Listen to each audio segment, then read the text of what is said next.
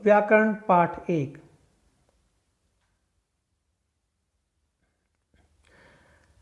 आज के पाठ का नाम है संस्कृत वर्णमाला एवं उच्चारण स्थान। इस पाठ के अंतर्गत हम जानेंगे कि संस्कृत की वर्णमाला में कितने वर्ण होते हैं, उनमें कितने स्वर होते हैं, स्वरों में कितने हर्षा स्वर, कितने संयुक्त स्वर और कितने दीर्घ स्वर होते हैं। उसी प्रकार व्यंजनों में कितने स्पर्श व्यंजन, कितने अंतस्थ व्यंजन और कितने और कौन कौन से उष्म व्यंजन होते हैं। तो चलिए पाठ को शुरू करते हैं। सबसे पहले दिया गया है वर्ण परिचय। वर्ण परिचय में हम वर्णों के बारे में जानेंगे कि वर्ण किसे कहते हैं, ये कितने प्रकार के होते हैं, कौन कौन से होते हैं, संस्कृत भाषा में कितने वर्ण हैं, इन सब के बारे में हम इस पाठ के अंतर्गत जानेंगे। वर्ण परिचय के अंतर्गत हमें बताया गया है कि भाषा का प्रारंभिक रूप मौखिक था, परंतु समय बीतने पर के साथ साथ दूर स्थित लोगों तक अपना संदेश पहुंचाने के लिए भाषा के लिखित रूप की आवश्यकता अनुभव हुई।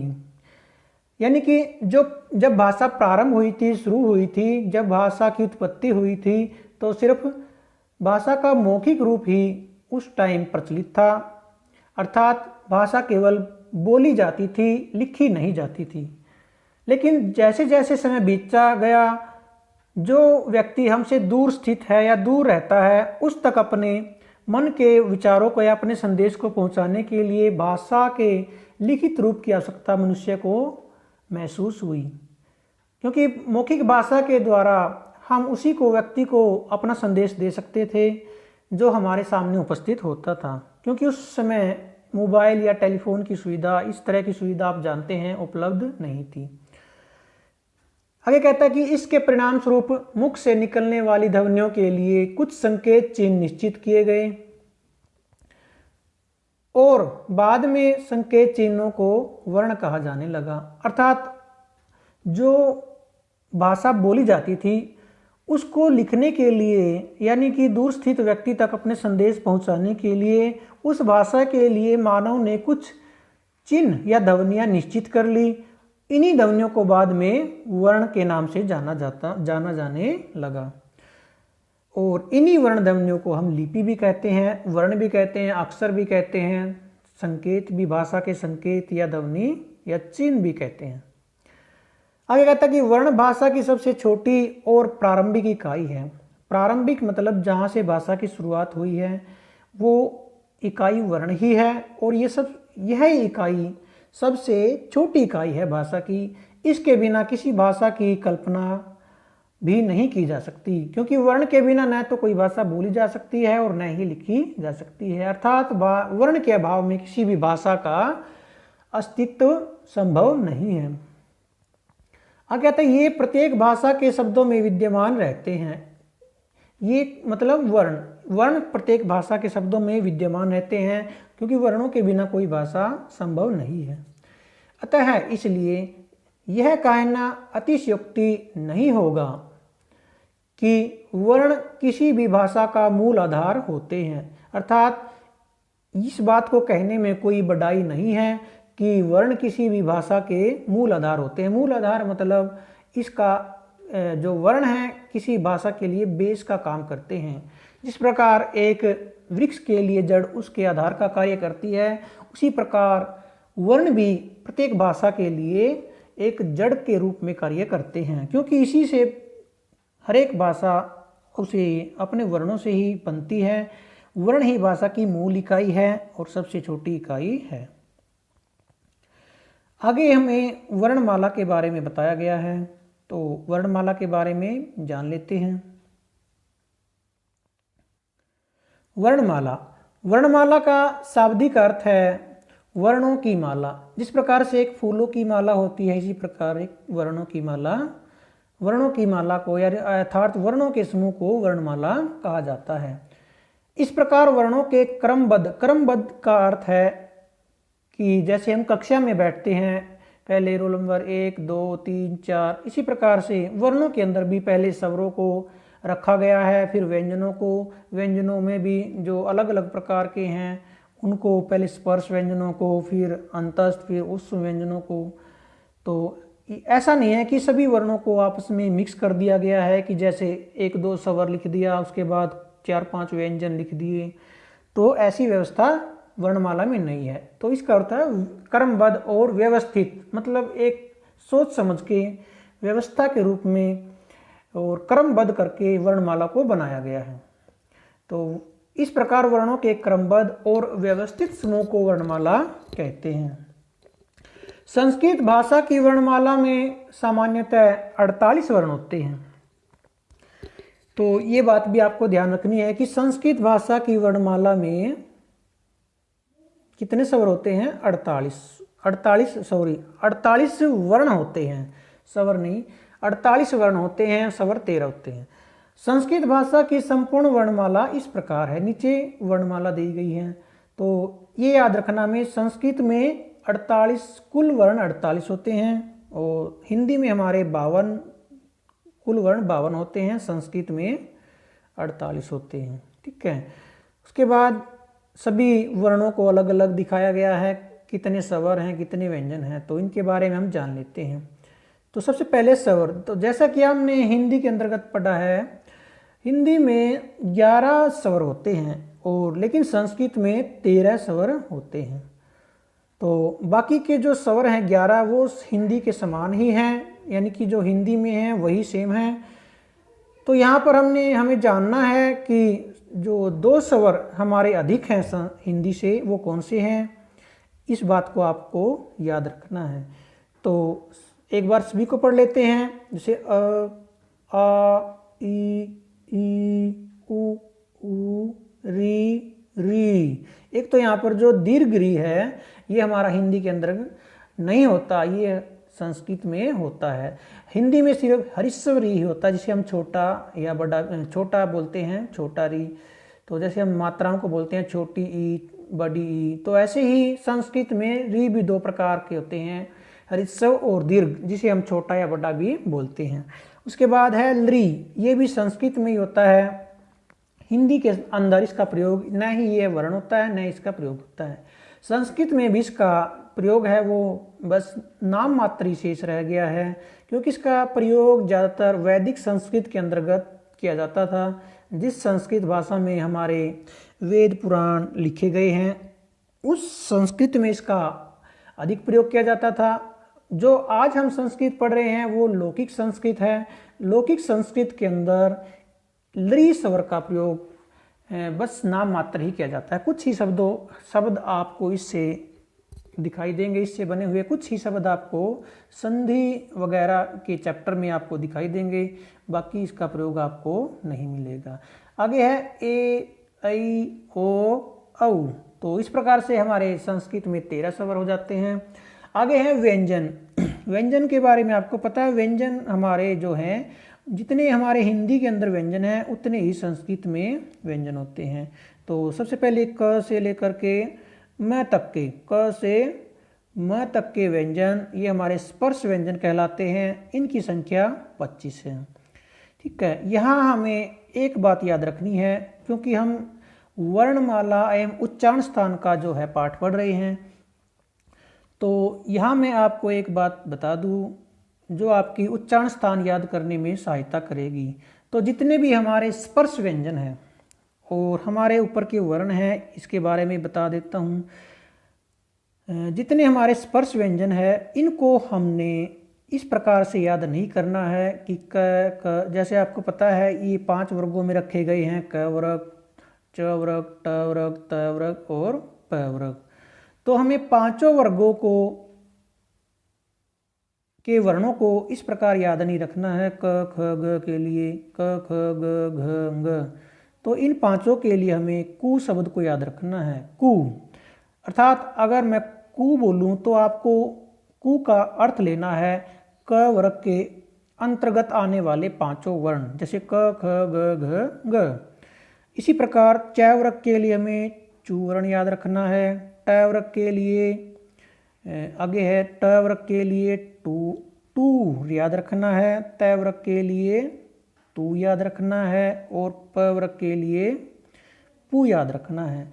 इसका जो फायदा है हमें उच्चारण स्थान याद करने में मिलेगा, जिससे हमें उच्चारण स्थान जल्दी और संक्षिप्त रूप से याद हो जाएंगे, छोटे तरीके से जिसे बोलते हैं। ठीक है, तो एक बात आपको स्वर के अंदर भी इस प्रकार से याद रखनी है, जो अ और आ है इन दोनों के लिए आपको सिर्फ अ वर्ण याद रखना है। दोनों प्रकार की ई के लिए आपको ई वर्ण याद रखना है बस। अगर मैं वहाँ पर मैं अ बोलूँ तो आपको अ और आ दोनों लेने हैं इसके अंतर्गत। ई के लिए आपने दोनों ई छोटी और बड़ी दोनों को इसके अंदर काउंट करना है। इसी प्रकार ऊ, दोनों प्रकार के ऊ के लिए आपने एक ही ऊ याद रखना है। दोनों प्रकार के री के लिए भी आपको एक ही री याद रखना है। अर्थात अ बोलने से आपको दोनों अ और आ दोनों को काउंट करना है, ई बोलने पर दोनों प्रकार के ई को काउंट करना है, और ऊ बोलने से दोनों प्रकार के ऊ और री से दोनों री को याद रखना है। बस यहाँ तक आपको ये सब शॉर्ट की में, मतलब शॉर्ट की में आपको इनको याद करना है। उसके बाद हमारे आते हैं अंतस्थ, अंतस्थ व्यंजन। अंतस्थ व्यंजन में य, र, ल और व, ये चार वर्ण आपको याद रखने हैं। और फिर है हमारे उष्म व्यंजन। उष्म व्यंजन में आपको श, श, स और ह, ये चार वर्ण याद रखने हैं। उसके बाद आते हैं हमारे अयोग वाह। अयोग वाह में आपको एक ये अनुस्वार और ये विसर्ग, अनुस्वार और विसर्ग। अनुस्वार का प्रयोग हम ऊपर बिंदु के रूप में करते हैं, जैसे हमें लिखना है पंकज, तो यहाँ पर जो ऊपर हम बिंदु लगाते हैं ये क्या है हमारा अनुस्वार। और विसर्गों का प्रयोग आपने पढ़ा ही है, जैसे राम है, इसके बाद हम विसर्ग लगा देते हैं, राम है, इसे हम विसर्ग। ठीक है, उसके बाद आता है हमारा क्या कहता है, उपर्युक्त वर्णों के अतिरिक्त संस्कृत भाषा में दो या दो से अधिक व्यंजनों का संयुक्त रूप में भी प्रयोग किया जाता है। अर्थात जितने आपने ऊपर वर्ण पढ़े हैं इसके अलावा संस्कृत भाषा में कुछ संयुक्त वर्ण भी होते हैं। संयुक्त का अर्थ होता है जुड़ा हुआ या मिला हुआ। तो ऐसे वर्ण, तो संयुक्त का अर्थ हो जाएगा संयुक्त वर्ण का कि ऐसे वर्ण जो दो या दो से अधिक वर्णों के मेल से बनते हैं। जैसे आपने पढ़ा है क्ष, त्र और ज्ञ। तो क्ष में कौन कौन से वर्ण मिले हुए हैं? क्ष के अंदर होते हैं हमारे क प्लस श, स प्लस अ। इन तीन वर्णों से क्ष जो व्यंजन है, संयुक्त व्यंजन है, वो बनता है। इसी प्रकार जो हमारा त्र है उसमें हमारे वर्ण होते हैं त, धन, र, धन, अ, त्र। ये बातें हमारी जो अगला हमारा पाठ है वर्ण संयोजन एवं वर्ण वियोजन, उसके अंतर्गत भी हमारा ये सब बातें काम आएगी संयुक्त वर्ण से संबंधित। तो उसके बाद हमारा ज्ञ।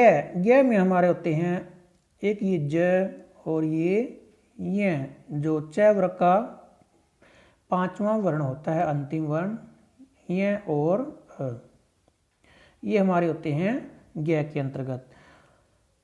तो चलिए आगे शुरू करते हैं हम। आगे है हमारे वर्णों के उच्चारण स्थान। ऊपर के पाठ में हमने संस्कृत में कितने वर्ण होते हैं, कितने स्वर होते हैं, कितने अंतस्थ, कौन कौन से अंतस्थ, कौन कौन से स्पर्श, इन बातों के बारे में पढ़ा है। आगे हम वर्णों के उच्चारण स्थान के बारे में पढ़ेंगे। वर्णों के उच्चारण स्थान। तो सबसे पहले जानना है कि उच्चारण स्थान किसे कहते हैं। उच्चारण स्थान के बारे में जानते हैं। वर्णों का उच्चारण करते समय जिह्वा अर्थात हमारी जीभ मुख के कंठ, तालु आदि जिन जिन भागों को स्पर्श करती है, मुख के वही भाग ही उन वर्णों के उच्चारण स्थान कहलाते हैं। अर्थात हम जब भी कोई वर्ण बोलते हैं तो हमारी जो जीभ है, मुख, हमारे मुख के अंदर जिस भी मुख के जिस भी भाग को स्पर्श करती है, अर्थात जैसे अगर हमारी जीवा तालु को स्पर्श करती है, दंत को स्पर्श करती है, मूर्धा को स्पर्श करती है, तो ये वही भाग जिस वर्ण को हम उच्चारण कर रहे हैं उस वर्ण के उच्चारण स्थान कहलाते हैं। ठीक है, यानी कि वर्णों के उच्चारण करते समय जिह्वा मुख के जिस भी भाग को स्पर्श करती है, छूती है, वह भाग उस वर्ण का उच्चारण स्थान होता है। आगे उच्चारण स्थान कितने होते हैं और उनके अंतर्गत कौन कौन से शब्द आते हैं उसके बारे में बताया गया है। एक बार यहाँ पे भी पढ़ लेना आप, इनको मैं पढ़ा देता हूँ। उसके बाद मैं आपको तालिका के रूप में संस्कृत के माध्यम से किस प्रकार से आप उच्चारण स्थानों को याद कर सकते हैं वो भी मैं तरीका बता दूंगा। एक तरीका है ये जो यहाँ पर उच्चारण स्थान का दिया गया है, एक तरीका है संस्कृत सूत्र के माध्यम से जो आगे पाठ में आएगा। एक मैं अपनी तरफ से आपको हिंदी में, अगर आपको संस्कृत के सूत्र नहीं याद होते हैं तो हिंदी में किस प्रकार से शॉर्ट की के द्वारा या छोटे रूप में आप उनको याद रख सकते हैं, ये है हमारा विस्तृत रूप से याद करने का तरीका। तो इसमें दिए गए हैं, सबसे पहला उच्चारण स्थान है कंठ। कंठ के अंदर कौन कौन से वर्ण आते हैं? अ, आ, क, ख, ग, घ, ग और विसर्ग। ये सभी वर्ण कंठ अर्थात गले से ही बोले जाते हैं, अतः इन्हें कंठ्य वर्ण कहते हैं। ठीक है, इन वर्णों के उच्चारण में जीवा का कहीं स्पर्श नहीं होता। मुख से जो ध्वनि है, जो हवा है, वो कंठ के माध्यम से सीधा बाहर आती है, क। ठीक है, उसके बाद आता है हमारा तालु। तालु होता है हमारा जो जिह्वा के ऊपर जो हमारा कोमल भाग होता है।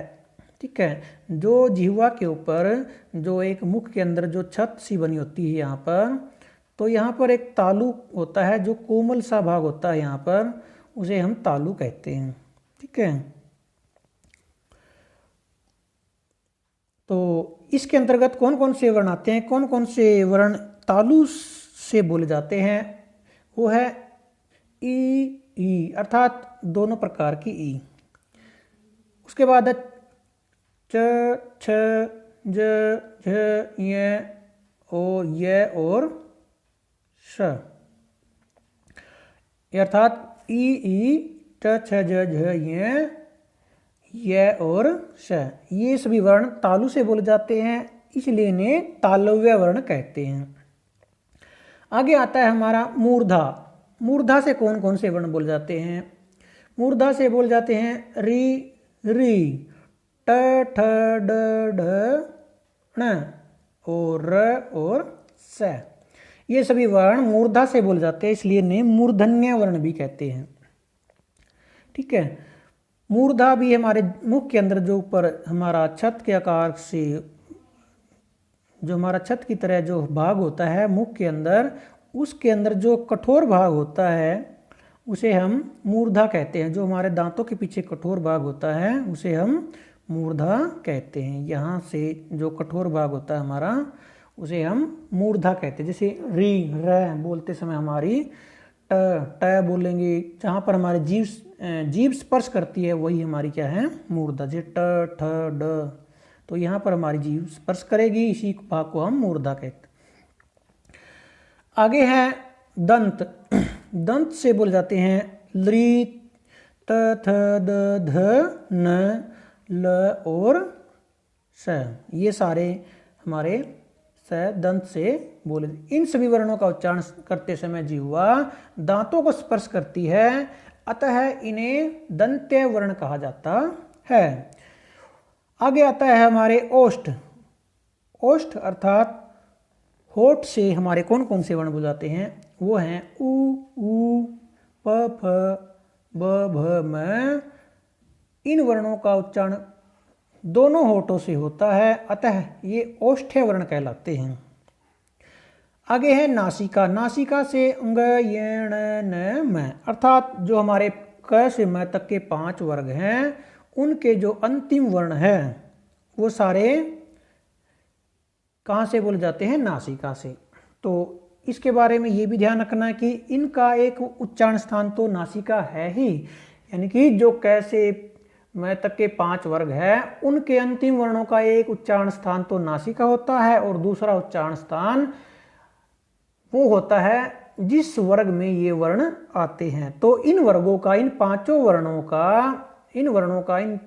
वर्णों का के दो दो उच्चारण स्थान होते हैं। यह बात आपको यहाँ पर ध्यान रखनी है कि इन पांचों वर्णों के दो दो उच्चारण स्थान होते हैं, एक नासिका और दूसरा जिस वर्ग में ये वर्ण आते हैं उस वर्ग का जो उच्चारण स्थान है वो भी इनका उच्चारण स्थान माना जाता है। आगे कहता है कि अतः ये नासिक्य वर्ण कहलाते हैं। नासिका अनुस्वार से अर्थात इन वर्णों के अतिरिक्त अनुस्वार का उच्चारण स्थान भी नासिका होता है। ठीक है, जो अनुस्वार हम ऊपर यहाँ पर बिंदु लगाते हैं उसका उच्चारण स्थान भी क्या होता है, नासिका होता है। अतः यह भी नासिक्य वर्ण है। ठीक है, जो ऊपर जैसे हमने लगाया पंक लग दिए, पंक लिखा, पंक के ऊपर जो बिंदु लगाया यहाँ पर अनुस्वार, इसका उच्चारण भी क्या होता है, नासिका होता है। आगे है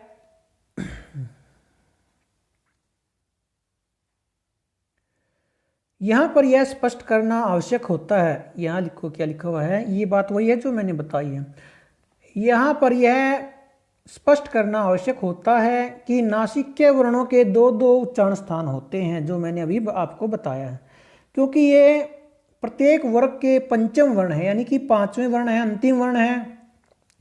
अतः इन वर्णों का एक उच्चारण स्थान तो प्रत्येक वर्ग वाला है और दूसरा उच्चारण स्थान क्या है, नासिका।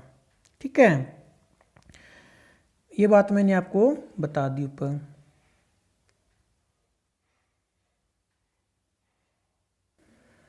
तो आज की वीडियो में सिर्फ हम इतना ही पढ़ेंगे, बाकी का पाठ हम कल नेक्स्ट वीडियो में पढ़ेंगे।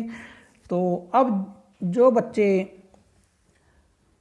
ऑनलाइन क्लास में नहीं आते थे या जिनका भी ये लेसन कंप्लीट नहीं हुआ, वो आप अपना जो होमवर्क है इस लेसन से संबंधित वो साथ साथ कंप्लीट करते रहे। आज का होमवर्क सिर्फ इतना है, जहाँ तक हमने पाठ पढ़ा है इस पाठ को आपने एक बार अपनी बुक से दोबारा पढ़ना है, ताकि हम आगे के पाठ को समझ सके और हमें इस पाठ में जो भी बातें बताई गई है वो हमें समझ आ सके और हमें याद हो सके।